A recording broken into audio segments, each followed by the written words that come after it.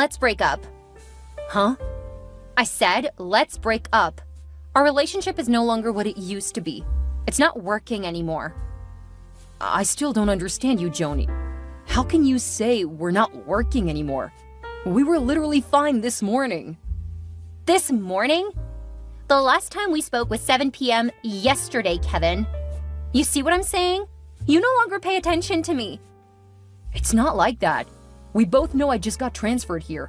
I've got a new boss now, new colleagues, and a whole new working environment. That's not an excuse. I have a lot on my plate right now, Joan. I'm practically struggling to settle in here and make a great first impression. You should be grateful I can even make out the time to talk to you at all. What did you just say to me? I should be grateful? Well, the last time I checked, you don't take care of me or pay my bills.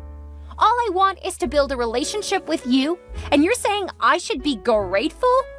Fine then, I'll take my business someplace else. Come on, baby. There's no need to get touchy about this. I'm really sorry for being in my feelings. There's no need to be sorry, Kevin. I made up my mind. I am done. Why? What have I done wrong this time? There's nothing you did wrong in that context. It's just, we don't talk anymore. We don't talk like we used to. You're going lyrical on me now? Huh. In that case, I have some grievances of my own. I've been nothing but a kind and supportive girlfriend to you. You can't possibly have reservations towards me.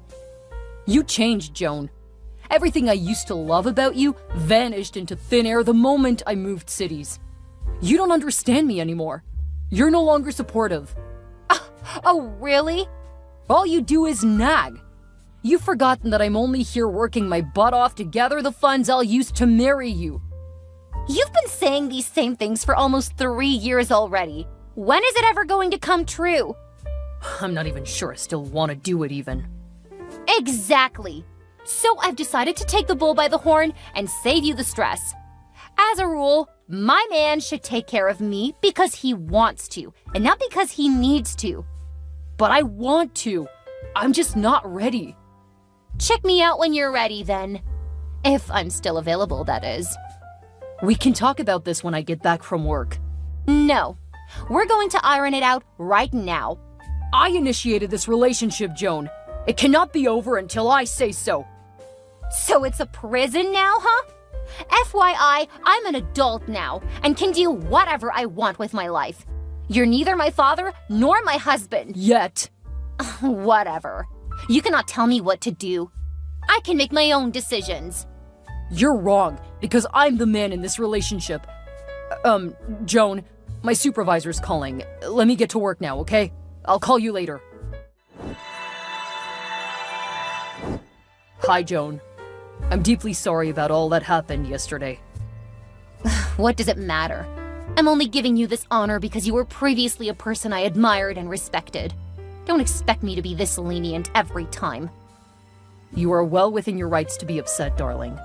But we're adults, aren't we? We can talk this out. I really don't want to talk to you right now, Kevin. You are unapologetic, and I cannot have any of that around me. I want to make things right, though. Come live with me, Joan. Huh? I want you to move in with me. Here. Like I should move cities, hundreds of miles just to be with you? I don't understand. Are you not grateful that I made that decision?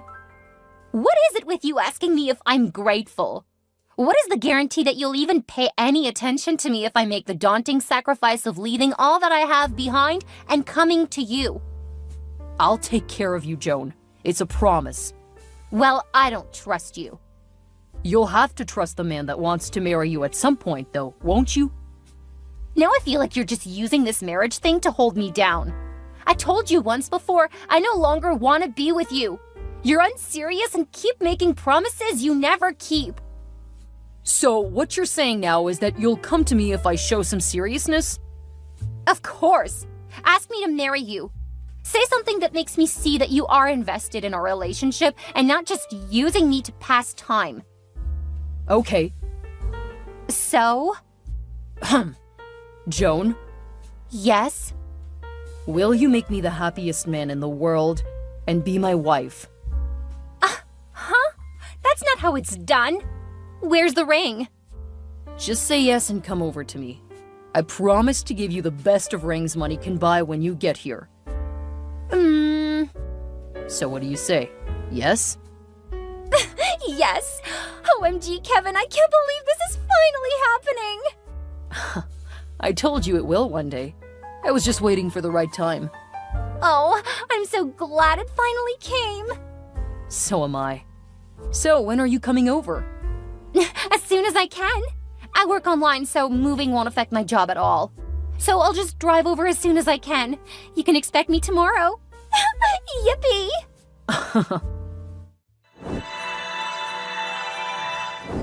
Something really weird happened today, Kevin.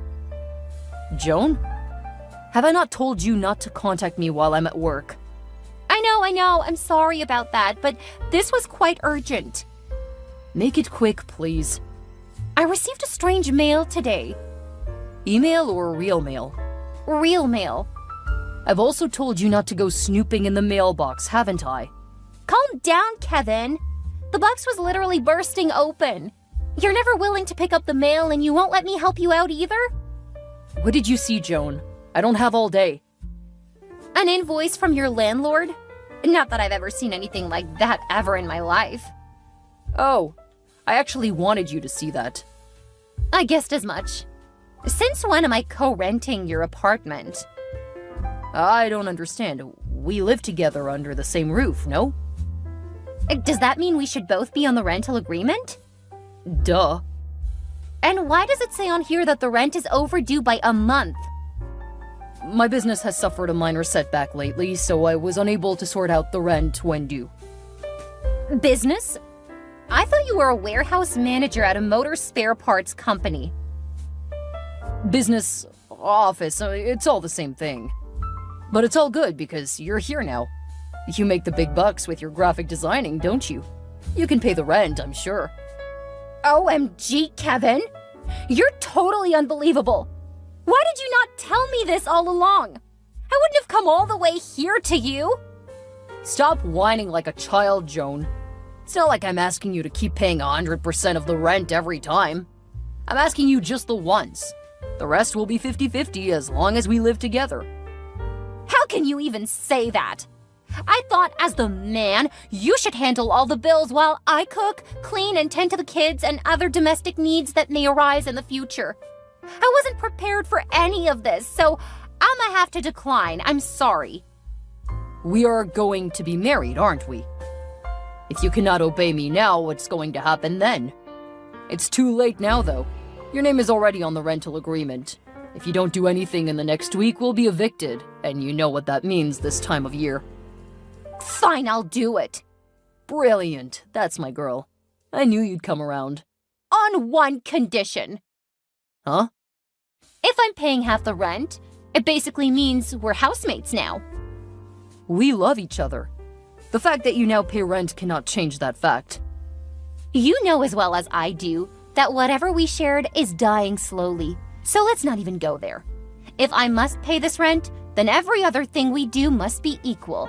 From the cooking and cleaning to running errands, etc. I am the man of this house. Are you, though? I'm just laying down my own rules alongside yours. Until we're married, you're not the man of this house to me. Have you gotten to work yet, Kevin? Yeah, I just pulled up. Do you want something? Yes. I can't find my debit card. Oh, really? Yeah. I've searched everywhere for it and simply cannot find it. So I wanted to know if you saw it by any chance. Well, I took it. Why will you do such a thing without my consent? 'Cause you're my fiancé now, aren't you? That means you'll soon be my wife, right? Duh, but what does that have to do with anything? It means I'm in charge of you now. I might as well be in charge of your money, too. What are you even talking about, Kevin? You haven't even put a ring on it yet. How is any of this legal? You should not have done that without at least asking me first. Did you think I was just going to sit back and watch you take all the authority in my house? Simply because I asked you for a couple $100? What are you talking about? Did I ever say I wouldn't give you the money? No, but you really wanted me to cook and clean. That's a filthy woman's job. So what have you gained? All you did was leave me alone at home without money or anything to eat. What if I don't have any cash on me? I checked and you had about $150 in your purse. That should be able to last you the week. A whole week? What am I supposed to be feeding on? Candy? Eat whatever you like. It's my duty to make sure we save up for our future home. I must fulfill that duty. If this is a joke, Kevin, you have to stop it right now. You've definitely crossed your line. I need my card back this instant. You're a big girl, aren't you? Surely you should have more than one card. You know that the one you took with you is my main card. That's literally where all my money is. Wait, why am I even having this conversation with you? It's barely been a week since I moved here and you're already taking control of my finances? Who are you? If you want any money, or you want to buy anything, you have to go through me. You can also use your bank app or make a transfer. I tried that. The app got deleted from my phone.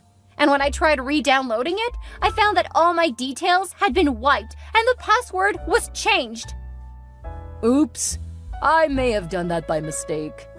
You did that on purpose, Kevin! Maybe. No one said you can't go to the bank. It's just a little walk south of the house. Or a couple of cents if you want to go by public transport. I guess that would not hurt your weekly budget, huh? The door is locked too and I can't find the key! Oops again. Wow, I'm just making lots of mistakes today. Let's say you're confusing me with all of your beauty. Haha. Oh my god, what have I gotten myself into? Nothing much. Seems like you won't be going anywhere today, though. So just sit tight, clean up the house, and have some food ready by the time I get back, okay? I'll be home by 3 p.m. I love you, Joan. Mwah. Ugh.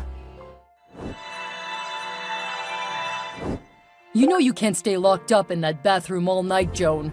Get out here this instant. I need you. Do you need me or do you need your dinner? I'm glad you know me well enough by now.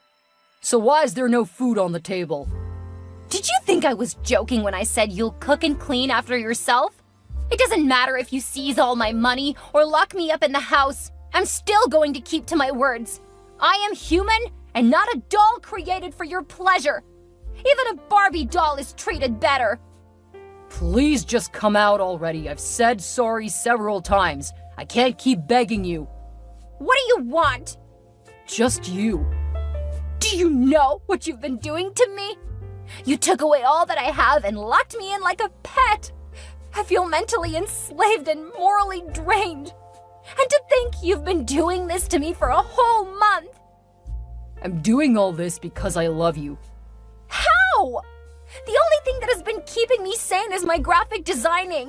And the fact that you didn't take away my phone too, thankfully. I want to leave because I can't stay. Yet I have to stay because I can't leave. I didn't want you to be out in the open, where the other men can see you. I want you to be all mine. I no longer want to be in this sham of a relationship with you.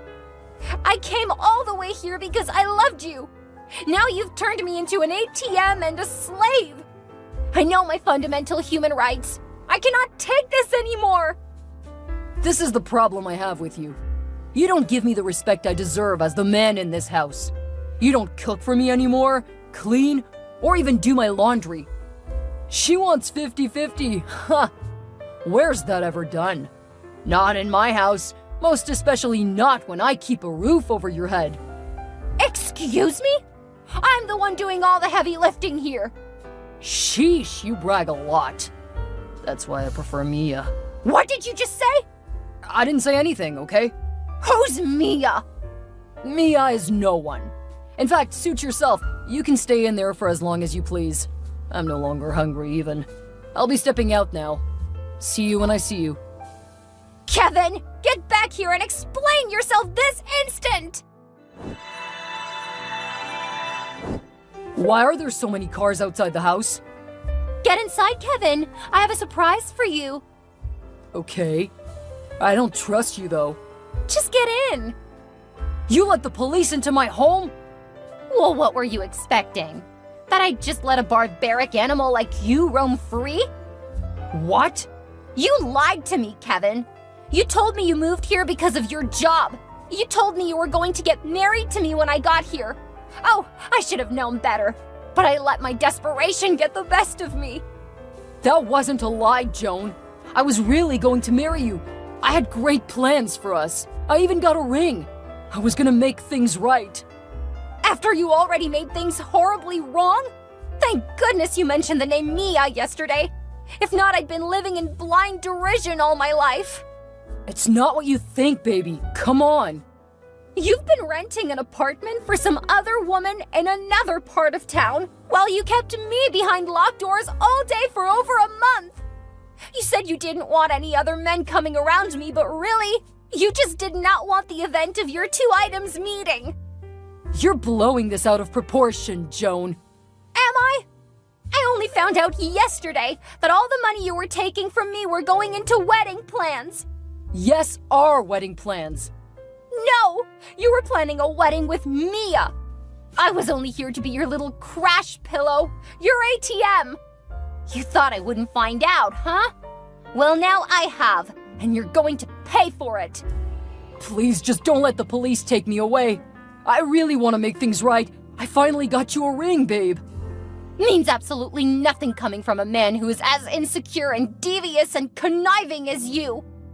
You can have your card, your money, your freedom, anything that you want. Huh, I already did. I've taken everything back that belongs to me. But you'll never escape the long arms of the law. You'll rot in jail for violating my rights to freedom and lawful possession of what rightfully belongs to me. I'm sorry, Joan, please.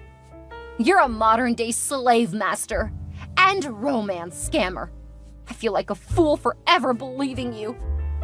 We can talk this out like adults, Joan. Please get the police out of here. Once beaten, twice shy, right? I'll never fall the second time. I'll see you in court. I love you, Joan. You have to forgive me. After Kevin was apprehended by the police, the legal process swiftly unfolded. Joan was determined to seek justice for the emotional and financial turmoil she endured during her tumultuous time with Kevin. With a strong case against him, including evidence of his deceptive actions and control over her finances, the court convicted Kevin of fraud, unlawful confinement, and various other charges related to his deceitful behavior. Kevin was sentenced to 5 years in prison, serving as a stark reminder that his manipulative actions would not go unpunished. Joan, on the other hand, embarked on a journey to reclaim her life and independence. She decided to rent out the house Kevin had locked her in to a couple in need, using the income to recover some of her lost funds. It was a symbolic act of taking back control over her decisions and finances. As the house was filled with laughter and joy once again, it was a cathartic moment for Joan, signifying the end of her traumatic experience. Ultimately, she decided to return to her city, miles and miles away from her past. Upon her return, Joan began experiencing bouts of stress and nausea, which initially frightened her, fearing it might be an unexpected pregnancy from her time with Kevin. However, after consulting with a doctor and a psychiatrist, thankfully she learned that her symptoms were manifestation of post-traumatic stress disorder, or PTSD for short. With their support and guidance, Joan underwent therapy and received medical treatment to heal from the scars left by her toxic relationship with Kevin. Over time, she grew stronger, both mentally and emotionally, and was able to reclaim her life with newfound resilience. As the months passed, Kevin's memory faded into the background of Joan's life like a bad dream. She realized that she had emerged from her ordeal stronger and wiser. Joan moved forward, focusing on her own well-being, her career, and rebuilding her social life. She learned to trust and love again, eventually finding a partner who cherished and respected her for who she was. Kevin, on the other hand, served his prison term, perhaps reflecting on the consequences of his actions and the pain he had caused. But for Joan, the nightmare was over, and she had emerged from it a survivor, ready to face a brighter future filled with genuine love and happiness.